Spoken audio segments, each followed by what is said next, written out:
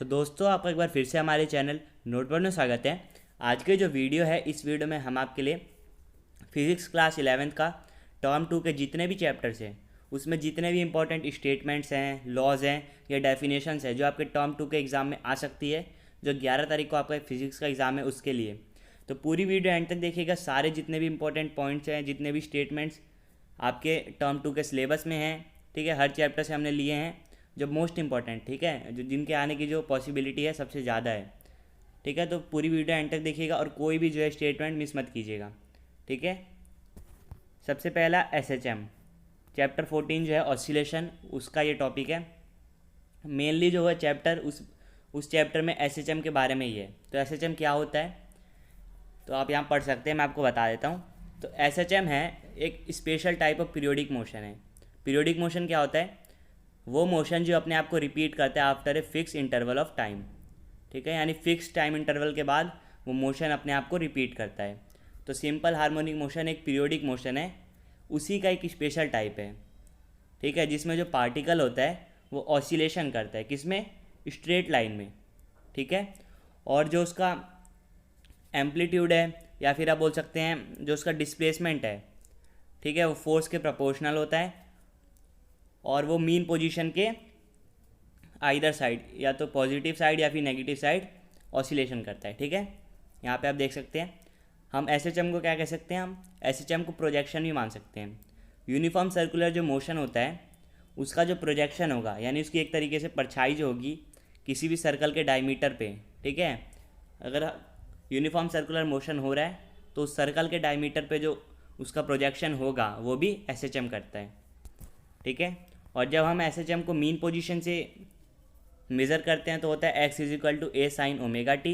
और जब extreme position पे यहाँ पे जहाँ पे जो है डिस्प्लेसमेंट मैक्सिमम होता है वहाँ से जब मेज़र करते हैं तो होता है ए कॉस ओमेगा टी।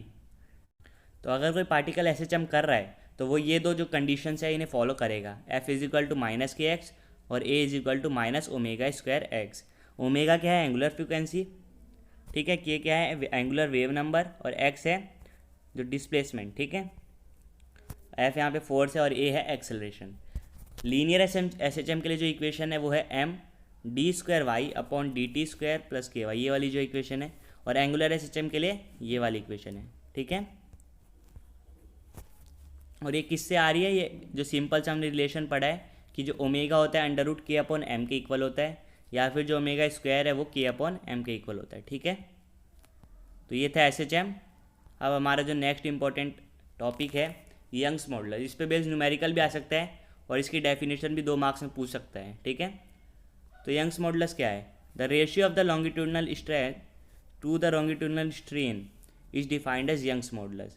तो जो लॉन्गिट्यूडनल स्ट्रेस है अपॉन में लॉन्गिट्यूडनल स्ट्रेन, उसको हम क्या कहते हैं? यंग्स मॉडुलस, ठीक है। लॉन्गिट्यूडनल स्ट्रेस जो है वो होता है फोर्स अपॉन एरिया, और लॉन्गिट्यूडनल स्ट्रेन यानी delta L upon L.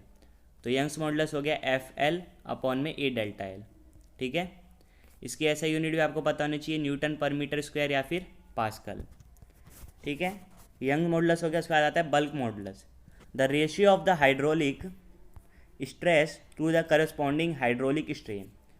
Young's modulus क्या था? लॉन्गिट्यूडनल स्ट्रेस अपॉन में लॉन्गिट्यूडनल स्ट्रेन। बल्क मॉडुलस है हाइड्रोलिक स्ट्रेस अपॉन में हाइड्रोलिक स्ट्रेन, या फिर वॉल्यूमेट्रिक स्ट्रेस अपॉन में वॉल्यूमेट्रिक स्ट्रेन, जो वॉल्यूम से रिलेटेड है। इसका फॉर्मूला ये देख लीजिए, minus P upon delta V upon V, ठीक है। माइनस पी क्यों? फोर्स अपॉन एरिया, ठीक है। और इसमें देखिए वॉल्यूम डिक्रीज हो रहा है, उसका केस है ये, तो इसलिए माइनस साइन आया है। तो हो गया minus P V upon delta we, ठीक है। इसकी भी ऐसा यूनिट सेम है, न्यूटन पर मीटर स्क्वायर या फिर पास्कल। फिर इसी से रिलेटेड टर्म है कंप्रेसिबिलिटी, जो 1 अपॉन बी यानी कि बल्क मॉडुलस का रेसिप्रोकल होता है, ठीक है। इसका जो वैल्यू है वो है minus delta V upon P V, ऐसा यूनिट है इसकी पर न्यूटन मीटर स्क्वायर, और सी जी एस यूनिट है डाइन पर डाइन सेंटीमीटर स्क्वायर, ठीक है। फिर जाता है next mean free path. The average distance travelled by A gas molecule without colliding, ठीक है। गैस मॉलिक्यूल है, कितना एवरेज डिस्टेंस ट्रेवल कर सकता है बिना किसी दूसरे मॉलिक्यूल से कोलाइड के, यानी बिना किसी दूसरे मॉलिक्यूल से टकराए, वो होता है मीन फ्री पाथ। ये काइनेटिक थ्योरी ऑफ गैसेस है, उसमें है, ठीक है।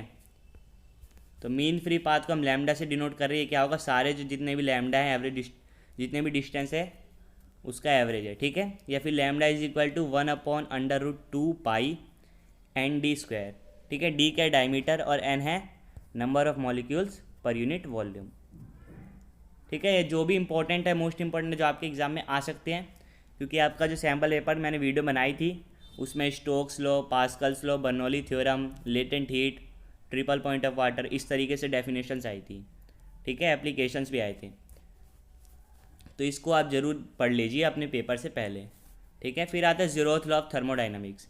ये क्या कहता है, if two systems A and B are each in thermal equilibrium with a third system separately C, then A and B are in thermal equilibrium with each other. अगर दो सिस्टम है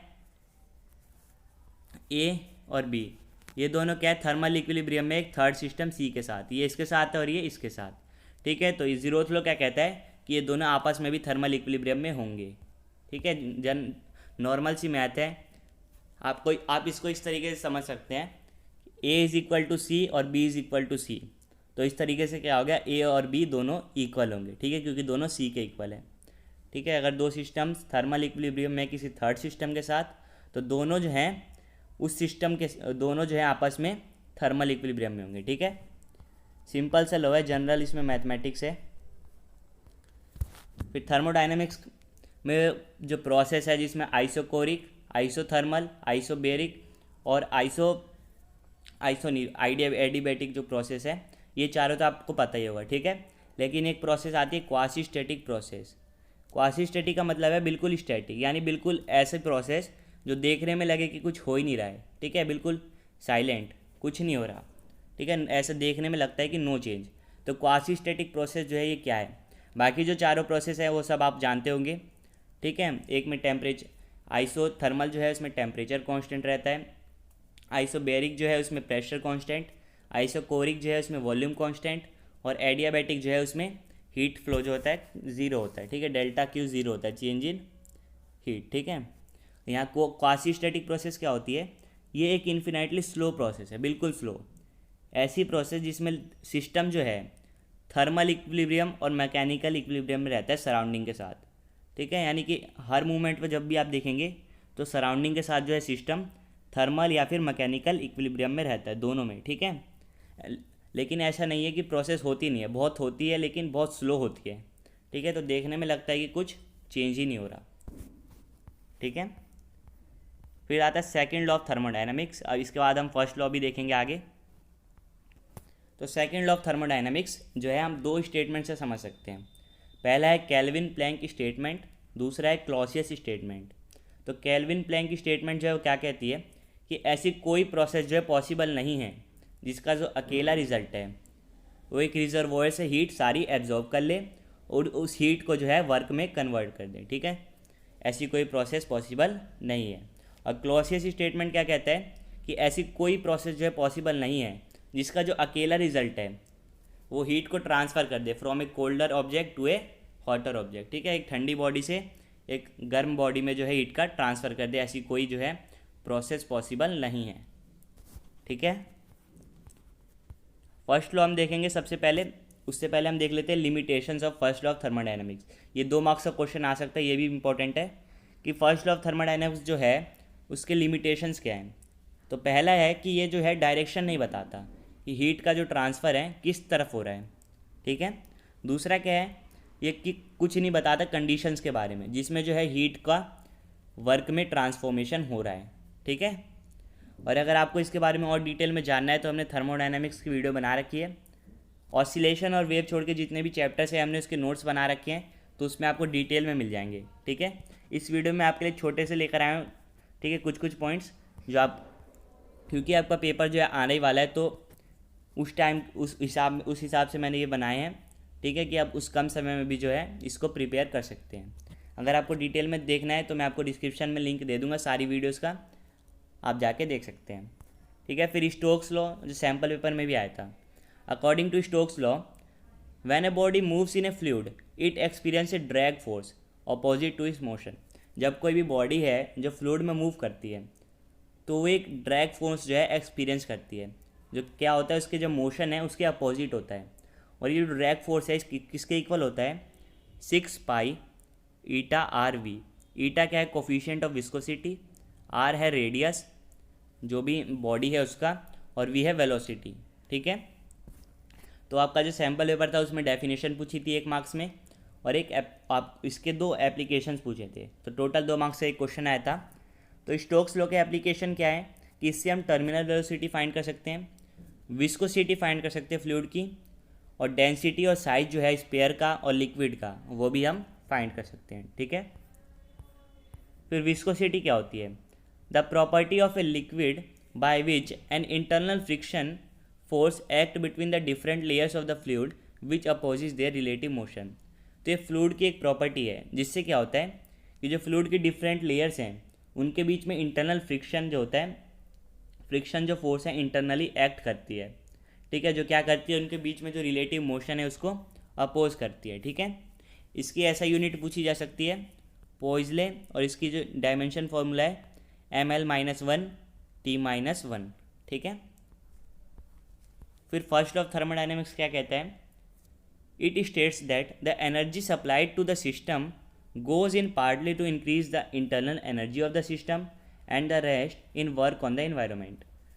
तो first law of the thermodynamics है वो क्या कहता है कि जो हम सिस्टम को एनर्जी सप्लाई कर रहे हैं डेल्टा क्यू, उसका जो कुछ पार्ट है वो क्या कर रहा है, सिस्टम की जो इंटरनल एनर्जी है उसको इंक्रीज़ कर रहा है, और जो बाकी बचता पार्ट है जो भी बच जाता है वो क्या कर रहा है, वर्क डन कर रहा है ऑन द इन्वायरमेंट।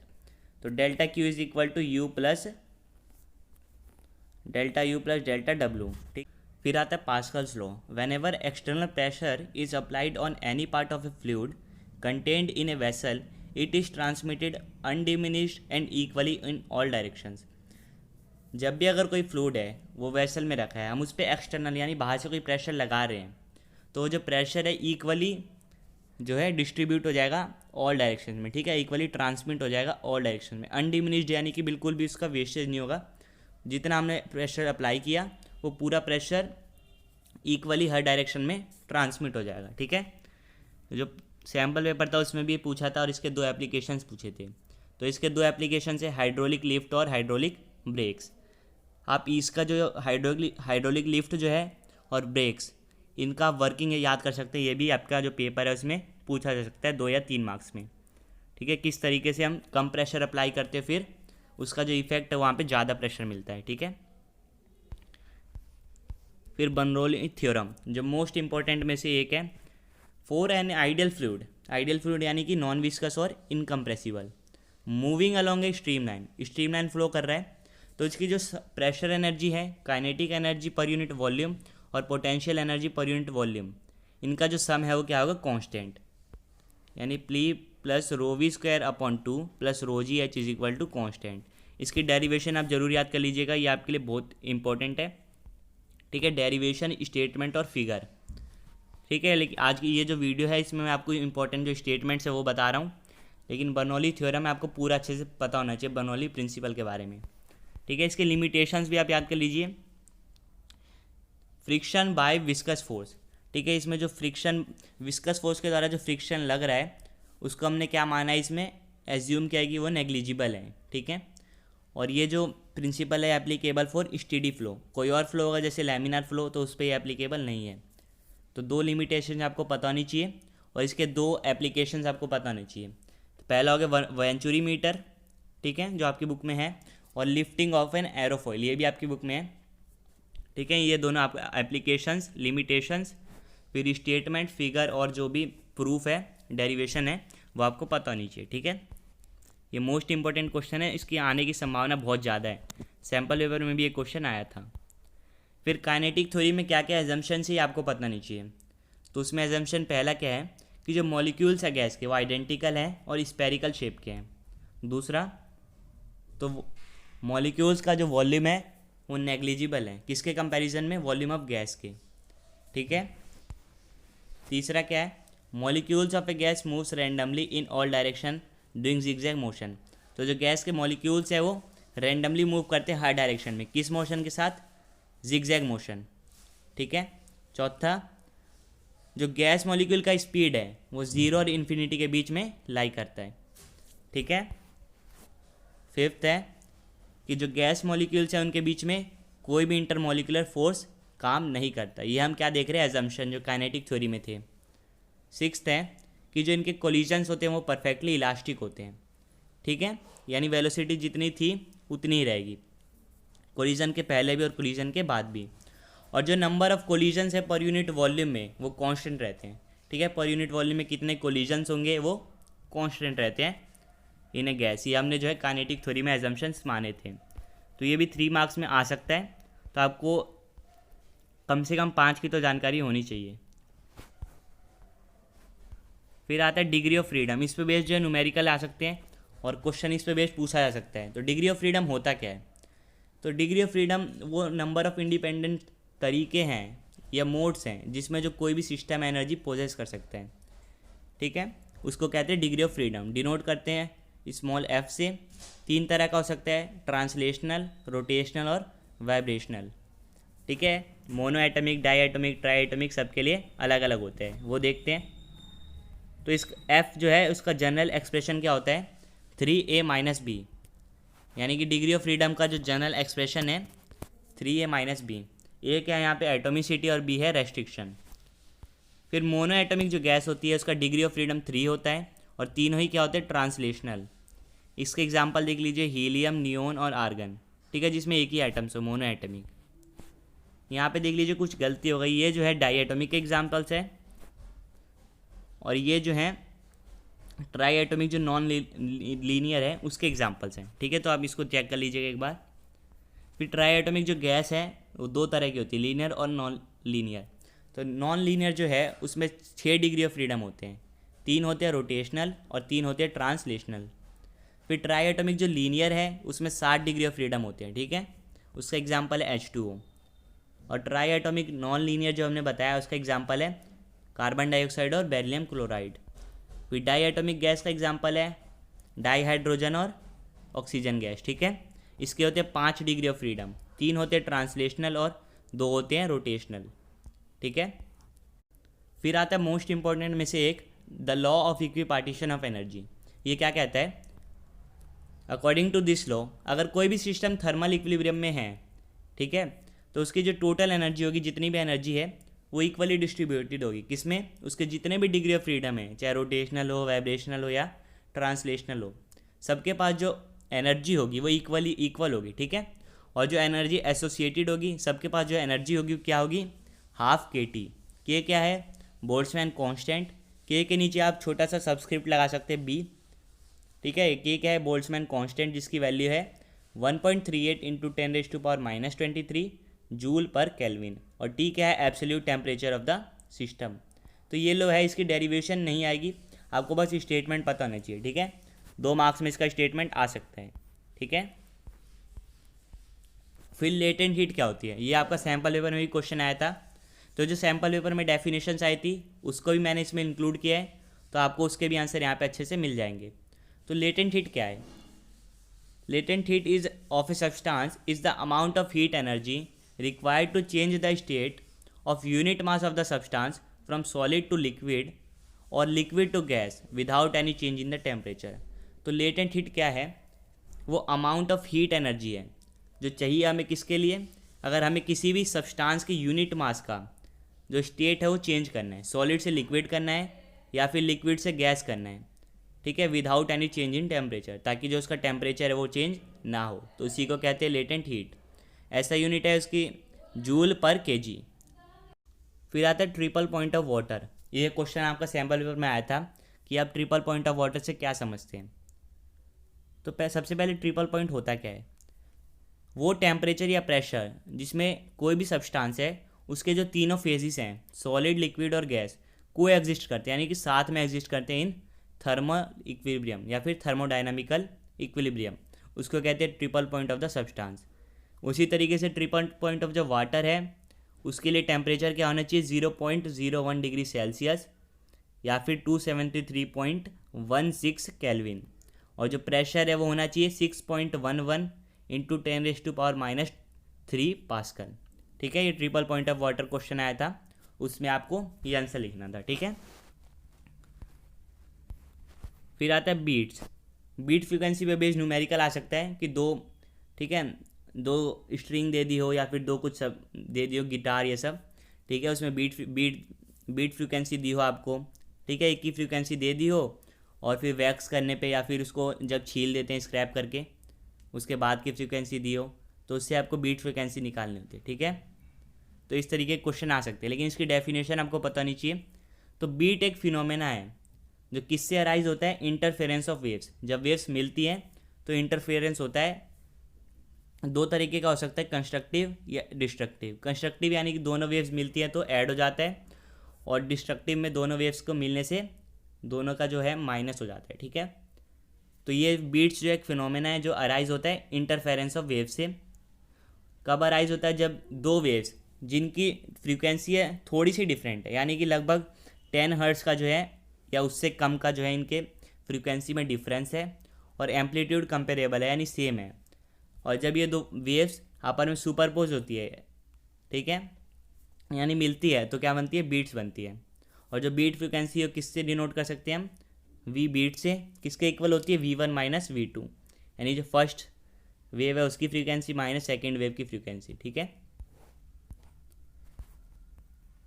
फिर कुछ इंपॉर्टेंट डेफिनेशन है आपका जो ऑसिलेशन वाला चैप्टर है, maintained oscillation, the oscillation in which the loss of oscillation is compensated by supplying energy from an external source are known as maintained oscillation, ठीक है। आपको पता होगा जैसे जैसे ऑसिलेशन होता है थोड़ी देर बाद क्या हो जाती है, पार्टिकल रेस्ट पे चले जाते हैं, तो वो ऑसिलेशन जिसमें जो लॉस है एनर्जी का धीरे धीरे होता है, उसको हम किस तरीके से बचा रहे हैं, हम बाहर से क्या कर रहे हैं, एनर्जी सप्लाई कर रहे हैं, ठीक है, एक्सटर्नल सोर्स से, ताकि जो है कंटिन्यूस एक्सेलरेशन करते रहें, यानी कि हम ऑक्सीलेशन को मेंटेन करके रखे हुए हैं।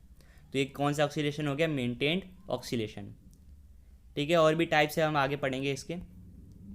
पीरियोडिक मोशन क्या होता है, a motion which repeats over and over again and after a regular interval of time is called a periodic motion. तो वो मोशन जो अपने आप को बार बार रिपीट करता है एक फिक्स इंटरवल ऑफ टाइम में, जैसे कि revolution of earth around the sun, जो अर्थ है सन के अराउंड जो है रिवोल्यूशन करती है, उसका फिक्स टाइम है, ठीक है, 365 या 366 दिन, ठीक है, या इसको हम एक साल का जो पीरियड कह सकते हैं, ठीक है। तो जो पीरियोडिक मोशन है उसका एक पीरियड होता है यानी कि टाइम, ठीक है। तो जैसे revolution of earth around the sun, उसका जो पीरियड है वो है 1 ईयर, ठीक है। तो पीरियोडिक मोशन जो है आपको पता होना चाहिए।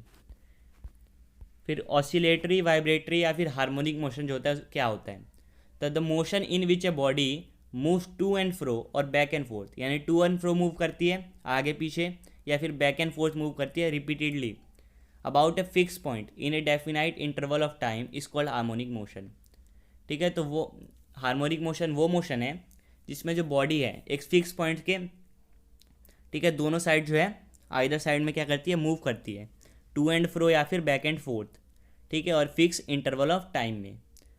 एग्जाम्पल क्या है, the motion of the pendulum of A wall clock, जो दीवार घड़ी होती है उसमें जो पेंडुलम लगी होती है वो फिक्स इंटरवल ऑफ टाइम में, देखिए मीन जो पोजीशन है इसके इस पॉजिटिव साइड और नेगेटिव साइड दोनों साइड जो है मूव करती रहती है, ठीक है। फिर हार्मोनिक मोशन था, हार्मोनिक ऑसिलेशन क्या होता है, तो ये वो ऑसिलेशन है जिसको हम एक्सप्रेस कर सकते हैं in the terms of single harmonic function. Single यानी कि या तो साइन का फंक्शन हो या फिर कॉस का, दोनों का नहीं होना चाहिए। जैसे ये एग्जांपल है y is equal to A sine omega T या फिर y is equal to A cos omega T. यहाँ पे जो है दोनों अलग अलग एग्जांपल्स हैं, यहाँ पे बस साइन का फंक्शन है और यहाँ पे कोसाइन का, ठीक है, दोनों साथ में होने चाहिए, नहीं होने चाहिए, ठीक है। जैसे यहाँ पे है दो साइन के फंक्शन है और दोनों एक साथ हैं, लेकिन जो हार्मोनिक ऑसिलेशन है वहाँ पे दोनों में से कोई एक होना चाहिए, ठीक है। नॉन हार्मोनिक ऑसिलेशन वो ऑसिलेशन है जिसको हम सिंगल हार्मोनिक फंक्शन के टर्म्स में एक्सप्रेस नहीं कर सकते। यहाँ पे देख लीजिए दो हार्मोनिक फंक्शन है, एक है ए साइन ओमेगा टी और दूसरा है बी साइन 2 ओमेगा टी, ठीक है। फिर वेव क्या होती है, a wave is a disturbance which propagates energy and momentum from one place to the other without the transfer of matter. तो वेव क्या एक डिस्टर्बेंस है जो क्या करती है, एनर्जी का प्रोपोगेट करती है और मोमेंटम का from one place to the other, ठीक है। यानी वेव्स में जो है मोमेंटम मैटर जो है उसका ट्रांसफ़र नहीं होता, ट्रांसफ़र किसका होता है, डिस्टर्बेंस का, ठीक है, जो क्या करता है, एनर्जी और मोमेंटम को प्रोपागेट करता है एक पोजीशन से दूसरी पोजीशन पे। ठीक है, फिर जो सुपर पोजिशन ऑफ वेव्स है, law of super position of wave, वो क्या कहता है, अगर देख लीजिए ये डिस्प्लेसमेंट है y1 y2 और y3, ठीक है, एक पर्टिकुलर टाइम पे और एक पर्टिकुलर पोजीशन पे, ठीक है, due to individual waves then the resultant displacement. ठीक है, y1 जो है वेव पहली वेव का है, y2 जो है दूसरी वेव का है और y3 जो है तीसरी वेव का डिस्प्लेसमेंट है एक पर्टिकुलर टाइम पे। तो जो रिजल्टेंट वेव बने, रिजल्टेंट जो वेव होगी उसका जो डिस्प्लेसमेंट होगा इन तीनों को ऐड करके निकलेगा। ठीक है, यानी जो y होगा रिजल्टेंट वो y1 + y2 + y3 होगा। ठीक है, इसके इंपॉर्टेंट एप्लीकेशंस क्या हैं, स्टेशनरी वेव्स और बीट्स, ये इसी के इंपॉर्टेंट एप्लीकेशंस है। अभी मैंने बीट की जो डेफिनेशन बताई थी उसमें बताया भी था आपको कि सुपरपोज होती है जब दो वेव्स तब बनता है। ठीक है, यानी कि सुपरपोजिशन प्रिंसिपल वहाँ पे काम करता है। फिर आता है हुक्स लॉ। हुक्स लॉ क्या कहता है, within the elastic limit stress is proportional to the strain. Elastic limit जहाँ पे जो है स्ट्रेस स्ट्रेन के बिल्कुल प्रोपोर्शनल होता है। ठीक है, जैसे जैसे स्ट्रेस बढ़ाएंगे स्ट्रेन भी बढ़ते जाएगा। ठीक है, या फिर हम क्या लिख सकते हैं इसको, stress is proportional to strain. Proportionality की जगह हमने ई लगा दिया, ई क्या है, मॉड्यूलस ऑफ इलास्टिसिटी, तो ई क्या हो गया, स्ट्रेस अपॉन स्ट्रेन। तो यही पूछ सकता है क्वेश्चन में कि मॉड्यूलस ऑफ इलास्टिसिटी क्या होता है। ठीक है, उसका फॉर्मूला लिख सकते हैं, मैथमेटिकली रिप्रेजेंट कीजिए, 2 मार्क्स में आ सकता है क्वेश्चन। ठीक है, या फिर हुक्स लॉ आ सकता है 2 मार्क्स में क्वेश्चन। ठीक है, तो आपको दोनों ही सेम है, थोड़ा सा लॉजिक लगा के पता चल जाएगा। फिर हमने अभी पढ़ा था मेंटेन्ड ऑक्सीलेशन, बाकी कुछ टाइप्स हैं इसके वो भी देख लेते हैं। पहला है फ्री दूसरा जो है हमारा free oscillation. The oscillation of a particle with fundamental frequency under the influence of restoring force are defined as free oscillation. Free oscillation यानी कि हम उस पर कोई भी जो है बाहर से फोर्स नहीं लगा रहे। ठीक है, उस पर जो रीस्टोरिंग फोर्स है वही काम कर रही है बस। ठीक है, और वो किससे मूव करिए, अपनी फंडामेंटल या फिर नेचुरल फ्रीक्वेंसी से। ठीक है, तो वो जो ऑक्सीलेशन होगा वो क्या होगा, free oscillation. The amplitude, energy and frequency of oscillation is constant. Free oscillation में क्या होता है, ये तीनों ही चीज़ें होती है कांस्टेंट। और जो फ्रीक्वेंसी है फ्री ऑसिलेशन की उसे क्या कहते हैं, नेचुरल फ्रीक्वेंसी। ठीक है, हमने पढ़ा मेंटेन्ड और फ्री ऑक्सीलेशन। अब आता है damped oscillation. The oscillation of a body whose amplitude goes on decreasing with time are defined as damped oscillation।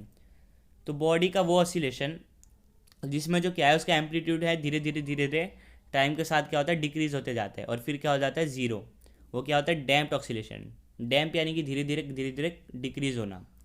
ठीक है, और ये जो एम्पलीट्यूड डिक्रीज होता है किसकी वजह से होता है, डैम्पिंग फोर्सेस की वजह से, जैसे frictional force, viscous force etcetera. ठीक है, थर्ड हम ये था। अब है फोर्स्ड ऑक्सीलेशन।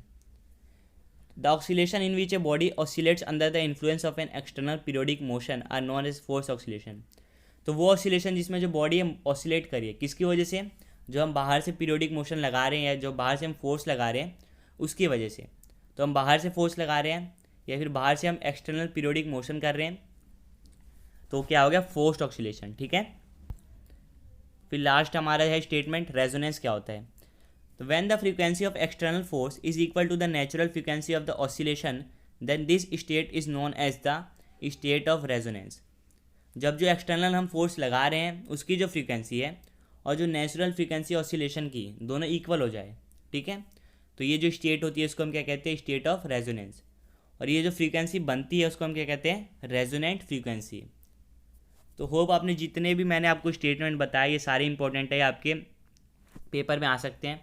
ये डैम्प्ड और फोर्स्ड ऑसिलेशन का भी आपका क्वेश्चन आया था, इसके बीच में डिफरेंस बताने का। ठीक है, तो ये जितने भी मैंने इंपॉर्टेंट स्टेटमेंट्स, लॉज या फिर डेफिनेशंस बताई इसको आप ज़रूर प्रिपेयर कर लीजिए अपने एग्ज़ाम से पहले ताकि आप एग्ज़ाम में इसको अच्छी से कर सकें। ठीक है, तो होप आपने जो पूरी वीडियो एंड तक देखी और आपने जितने भी मैंने टॉपिक्स बताएं वो समझ लिए। ठीक है, आपसे फिर मिलेंगे नेक्स्ट वीडियो में, तब तक के लिए bye bye, see you again and thanks for watching.